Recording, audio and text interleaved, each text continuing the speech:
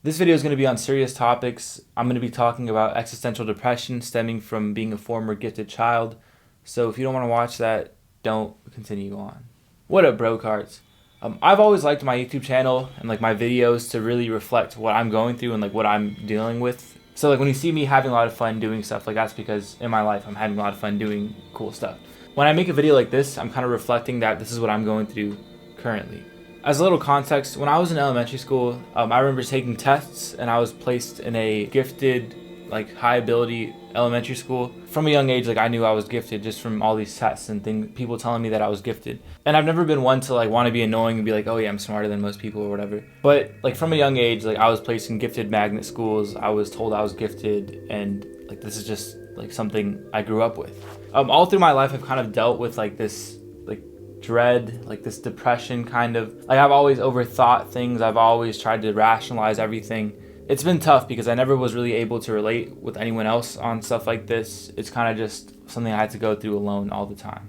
Recently, I've kind of felt this existential depression, and I've felt very lonely. And the other day I was on a social media website and I saw people talking about being a former gifted child, and I know I'm a former gifted child, so I looked into it. I found this article about existential depression in former gifted children. In this article, this writer James T. Webb says, "It has been my experience that gifted and talented persons are more likely to experience a type of depression referred to as existential depression. Although an episode of existential depression may be precipitated in anyone by a major loss or the threat of a loss which highlights the transient nature of life, persons of higher intellectual ability are more prone to experience existential depression spontaneously. Existential depression is a depression that arises when an individual confronts certain basic issues of existence." Yalom, a person writing one of the articles, describes 4 such issues or ultimate concerns: death, freedom, isolation, and meaninglessness. Death is an inevitable occurrence. Freedom in an existential sense refers to the absence of external structure. That is, humans do not enter a world which is inherently structured. We must give the world a structure which we ourselves create. Isolation recognizes that no matter how close we become to another person, a gap always remains, and we are nonetheless alone. Meaninglessness stems from the first 3. If we must die, if we construct our own world, and if each of us is ultimately alone, then what meaning does life have? When first reading this, it really hit me because something I used to think about all the time is death and the inevitability of it and how it's just something we have to accept. So that would always be on my mind, and I never knew how to cope with it, but it was just something always on my mind. And then going to the next topic, it's freedom. And this is something I've been thinking about so often lately because in my life currently, there's really no structure at all. Everything is dictated by what I decide to do. And that's tough to always have to make the decisions on, to always have to be the one to plan events or to always be the one who has to reach out to others to speak. There's not really a lot of structure in anything. And that's just been getting to me. What is life and what is freedom when there's no structure in my life? There's no sense of freedom because there's nothing really that has me kind of shackled down. Moving on to the third, isolation. This is something I really feel very often. Currently, I really don't feel I have any peers around me. And even when I do get close to someone, I do always notice that gap in between me and that person. So I just have to deal with it. And that kind of just makes me feel alone. I know it shouldn't, but it's just something that happens to me. And then that all culminates in meaninglessness. And this is really something I've been dealing a lot with lately. Just feeling I have no meaning. Feeling that there's no point to anything.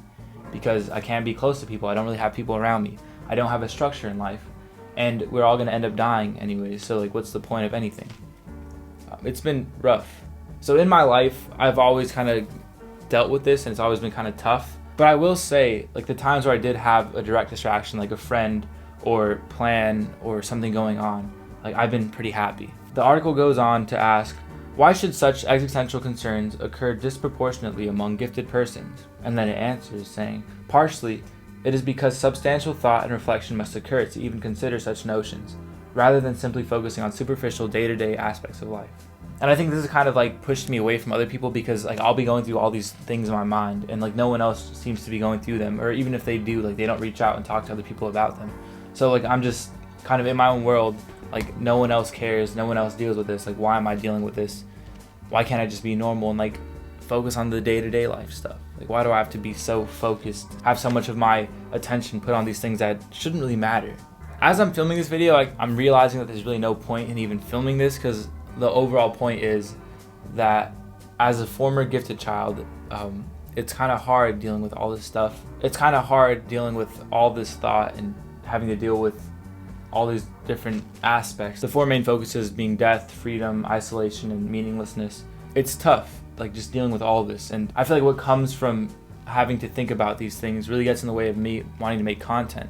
So like I'll have an idea for a video, but then first off I feel isolated, so there's no one to make that video with, and then 2, like what's the point? Like, and then it goes to me feeling meaningless. When it comes to all this, it's not the end of the world though, because the article goes on to say that you can help bright youngsters cope with questions like these by reaching out and making them feel like they're understood, to make them feel like they're not alone. And maybe like me in my world right now, like I really don't know anyone else I can reach out to, so that's why I'm making a video about it, which is weird.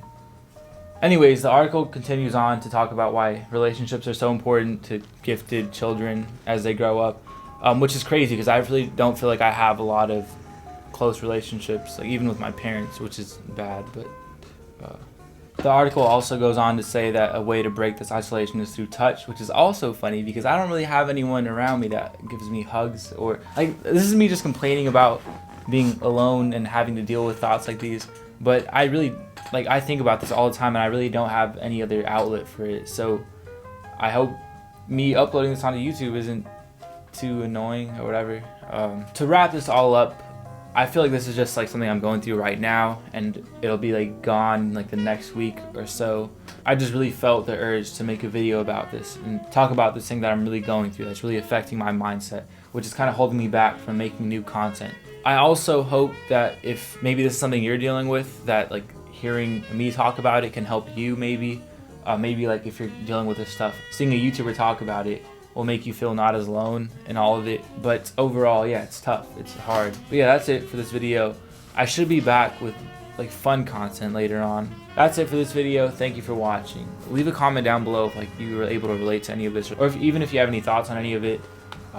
Also, if you made it to this point, hit that subscribe button if you're not already subscribed.